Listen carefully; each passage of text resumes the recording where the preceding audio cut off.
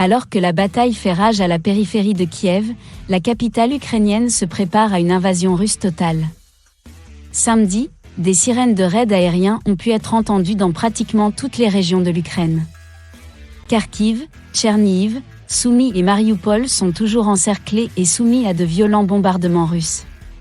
Pendant ce temps, le vice-ministre russe des Affaires étrangères, Sergueï Ryabkov, a déclaré que les livraisons d'armements occidentaux à l'Ukraine seraient traitées comme des objectifs militaires légitimes par Moscou.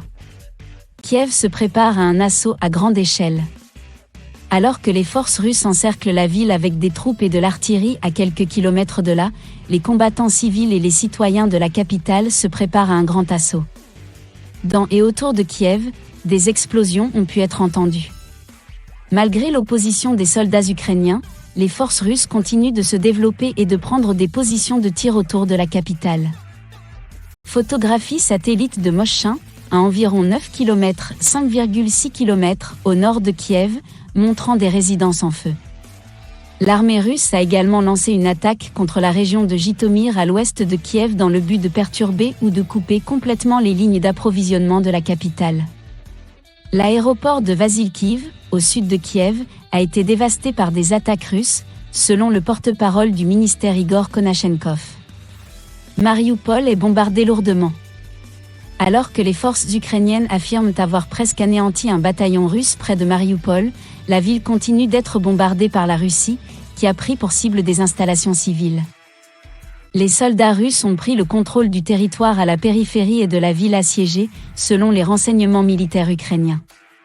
Selon l'Ukraine, des soldats russes ont tiré sur une mosquée de la ville, où environ 80 civils, dont la plupart étaient des résidents turcs, se cachaient apparemment. Les autorités n'ont aucune connaissance de leur état et les communications avec la ville ont été interrompues, selon les autorités. L'ONU a qualifié la situation à Mariupol de catastrophe, citant des informations faisant état de pillages et d'affrontements violents entre les habitants concernant le peu de fournitures de base restant dans la ville. Les batailles de Donetsk s'intensifient. Volnovakha, une ville de l'est de l'Ukraine, a été démolie, mais la ville reste sous contrôle ukrainien et des combats pour éviter un encerclement russe se poursuivent, selon le gouverneur de Donetsk, Pavlo Kyrylenko. Les forces russes frappent Avdiivka avec des missiles balistiques à courte portée Tochka-U depuis samedi matin, selon Kyrylenko. La ville est stratégiquement importante car elle se trouve sur les lignes de front des territoires rebelles de Donetsk. Le Russe Ryabkov a suggéré que Moscou pourrait cibler les expéditions d'armes occidentales vers l'Ukraine, suscitant des inquiétudes quant à une bataille entre les forces russes et les États membres de l'OTAN tels que la Pologne et les pays baltes, qui renforcent actuellement l'armée ukrainienne. Nous avons averti les États-Unis que le pompage coordonné d'armes d'un certain nombre de pays n'est pas seulement une décision dangereuse, mais qu'il transforme également ces convois en cibles légales, a déclaré Ryabkov samedi à la télévision d'État. Des responsables de Mariupol ont déclaré vendredi que les frappes aériennes russes avaient tué au moins 1582 civils dans la ville. Depuis le début de l'invasion russe, le Bureau des droits de l'homme de l'ONU a enregistré la mort de 564 personnes en Ukraine, dont 41 enfants.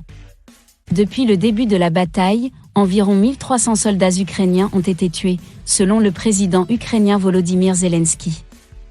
Selon les estimations américaines, il y a eu entre 2000 et 4000 victimes russes, mais le seul bilan officiel de la Russie, publié la semaine dernière, était de 498 militaires russes.